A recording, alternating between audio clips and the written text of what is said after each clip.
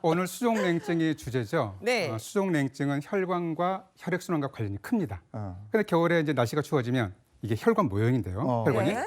딱딱해지고 네. 긴장되고 이렇게 살이 쪄 있습니다. 오. 그럼 이 수족냉증을 예방하기 위해서는 운동도 열심히 하고 네. 어떻게 해야 돼요?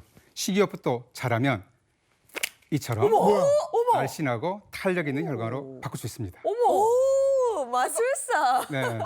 오늘 그 행복한 아침에서는 여러분들에게 겨울철 혈관 건강법과 함께 손끝, 발끝으로 혈액순환을 원활하게 할 수 있는 방법을 알려드리도록 하겠습니다.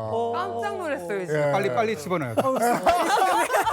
옆에서 건들까 봐. 아니, 아까 대기실에서 계속 희경 씨 제가 마술할 때 절대 저를 보지 마시고 TV를 봐야지 안 그러면 마술의 비밀 다 알려진다고. 야, 네, 이 놀라운데요? 수족냉증을 또 이렇게 마술로 구현해준. 어우, 확 와닿는데요? 마술하는 혈관이라고 한의사. 예, 수족냉증은 이제 본격적으로 좀 알아봐야죠. 정확히 뭐예요? 사실 수족냉증이라는 말은 많이 하시잖아요. 근데 이게 질환명을 말하는 건 아니고요. 말 그대로 손이나 발이 차가워지는 하나의 증상을 뜻합니다. 그래서 사실 요즘같이 너무 날씨 추울 때 그냥 손 뭐 장갑도 안 끼고 꺼내놓고 막 걸어다니면서 손끝이 차가워지는 것 자체는 수족냉증이 아니에요. 이건 당연하잖아요. 그런데 추위를 느낄 법한 온도가 아닌데, 그러니까 예를 들면 따뜻한 실내에 있는데도 내가 손끝과 발끝이 너무 차다. 이럴 때 수족냉증을 좀 의심을 해보셔야 되고요. 당연히 요즘같이 기온이 좀 낮아지는 겨울철에는 그냥 단순히 찬 걸 넘어서 좀 저릿저릿하거나 시린 증상, 이런 불편감까지 동반될 수 있습니다. 이렇게 이제 수족냉증이 생기는 가장 흔한 원인 중에 하나가 바로 자율신경 장애인데요. 이 자율신경이라는 것은 우리 몸의 교감신경과 부교감신경으로 구성되어 있습니다. 교감신경은 우리를 좀 더 긴장되게 만들기도 하고 또 에너지를 낼 수 있게 도와주기도 하죠. 반면에 부교감신경은 편안한 휴식과 이완의 반응을 담당하게 되는데요. 그런데 겨울철에는 이렇게 추워지는 날씨 때문에 이런 환경적 요인에 의해서 교감신경계가 상당히 많이 항진됩니다. 심부 체온을 높이기 위해서 안쪽에 있는 혈관은 굉장히 이완되면서 혈액순환이 활발해지지만 말초혈액 쪽은 혈액순환을 좀 줄이기 위해서 혈관들이 굉장히 많이 수축합니다. 그렇게 해서 체온이 소실되는 걸 이제 방지하는 거죠. 자, 이렇게 말초혈관이 수축하게 되면 당연히 혈액의 흐름도 원만하지 않게 되니까 이 손발이 시렵게 되는 수족냉증이 이래서 생기게 되는 겁니다. 네, 한의학에서는 이제 심각한 수족냉증을 수족골냉이라고 하는데요. 여기서 골자는 모두 끝났다, 모두 다했다라는 뜻으로 양기가 모두 소진돼서 결국 냉증을 유발한다라는 의미로 볼 수 있습니다.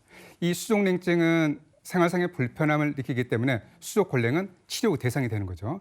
그런데 수족냉증은 체질과도 관련이 있습니다. 평소에 항상 손발이 찬 분들인데요. 주로 소민들이 많습니다. 그런데 나는 원래 손발이 차니까 하고 방치해서는 안 됩니다. 없었던 수족냉증이 생기거나 예전에 비해서 수족냉증이 심해졌다면 이것은 혈관이나 혈액순환의 문제일 수도 있고 신경질환과 관련된 증상일 수 있으니까 유심히 살펴봐야 합니다. 자, 이제 이렇게 수족냉증에 대해서는 설명을 드렸으니까 이번엔 제가 퀴즈를 하나 내볼게요. 네. 자, 수족냉증 남성에게서 더 많이 발생을 할까요? 여성에게서 더 많이 발생을 할까요? 오, 생각을 안 해본 것 같은데. 일단 그 수족냉증은 손과 발의 혈액순환이 지금 잘 안 된다라는 거잖아요. 나이 들수록 혈액순환이 좀 잘 안 되니까 요거 생각해 보면은 제 주변에 수족냉증이 있다라고 표현하신 분들은 거의 다 여성분들이시긴 했는데 여기에 함정이 있을 것 같아.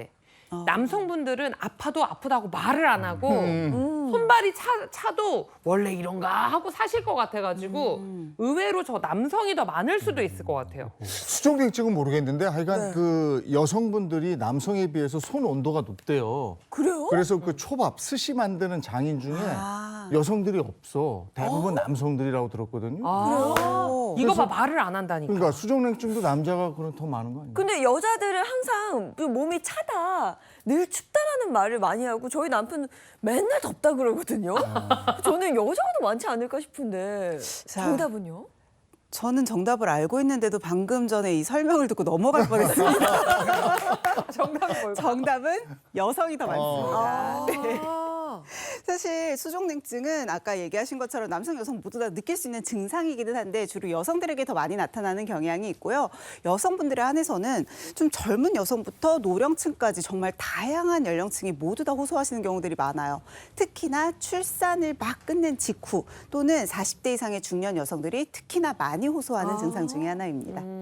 이 남성보다 여성에게서 수족냉증이 좀 더 흔한 이유가 크게 세 가지 정도로 나눠볼 수가 있는데요. 첫 번째는 여성 호르몬인 에스트로겐 호르몬입니다. 에스트로겐 호르몬이 분비될 때 말초 혈관들이 좀 수축하면서 안쪽으로의 혈액을 좀 더 집중하기 위해서 노력하거든요. 이제 그러다 보니까 여성 호르몬이 좀 많아지는 생리 주기라든지 임신과 출산 주기에 맞춰서 수족 냉증이 좀 심해지는 시기를 겪을 수 있습니다. 이 두 번째로 많은 이 원인으로 꼽힐 수 있는 게 여성분들이 가상 노동하다 보면 좀 찬물에 노출되는 경우가 많잖아요. 이 찬물에 노출되는 경우가 남성보다 많다 보니까 이제 또 손이 좀 시린 경향성이 더 많다고 알려져 있고요. 마지막으로는 우리의 혈액순환을 좀 펌핑해줄 수 있는 보조 역할을 해주는 게 바로 중요한 게 근육인데요. 이 보편적으로 보면은 남성에 비해서 여성의 근육량이 좀 적기 때문에 여성에게서의 근육에 의한 펌핑 작용으로 발생할 수 있는 말초 혈액순환에 좀 더 미흡함이 생길 수 있다는 거죠. 이런 것들이 여성에게서 수족냉증이 잘 생기는 원인이라고 볼 수 있습니다. 근데 수족냉증의 기준이 뭔지를 모르겠어요. 저 같은 경우도 지금은 뭐 손이 따뜻합니다만은 뭔가 약간 긴장된 상태에서 뭔가 집중해서 할 때 여기가 손발이 좀 차갑다는 느낌을 네. 받아요. 오. 그 수족냉증이다 아니다를 판단할 수 있는 확인할 수 있는 방법은 무언가 이게 궁금해지는데요.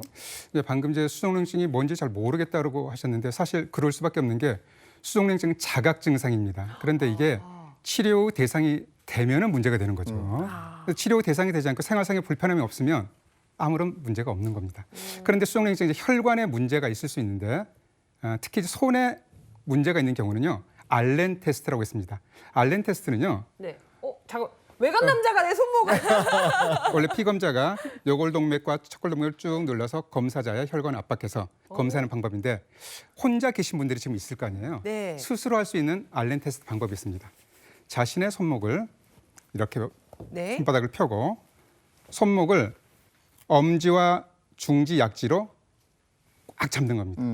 엄지 손가락은 요골동맥을 꽉 누르게 되는 거고요. 나머지 손가락은 척골동맥을 누르는 거죠. 여러분 전기놀이 해보셨죠? 어릴 때. 네. 전기놀이 하듯이 10번, 넷, 다섯, 여섯, 일곱, 여덟, 아홉, 열. 제 손바닥을 보면 약간 창백해져 있습니다. 네, 네, 창백해졌어요. 저도 그래요. 서열 상태에 빠졌죠. 이때 손을 뗐을 때 혈액이 들어오는 속도를 보는 건데요. 네. 떼볼게요. 바로 들어오죠. 바로 돌아왔어요. 3초 안에 들어오면 저도 정상인데요. 5초 이상 늘어지게 되면 손으로 가는 혈관이나 혈액순환에 문제가 있어서 수족냉증의 원인이 될 수 있습니다. 아직 바로- 이상 없어요. 네, 저도 바로 아직 빨개지는데요? 저도 지금 저 지지 세대인데 아직 이상 없습니다. 지지 세대 됐고요. 저는 저도 바로 돌아오네요. 오. 그래 만약에 이제 하나 팁을 드리면 창백해졌다. 예. 네. 잘 안 돌아온다 그러면 한쪽씩 떼보는 겁니다. 그러면 그쪽 해당되는 부위에 아, 혈관에 문제가 있는 걸로 확인할 수 아하. 있습니다.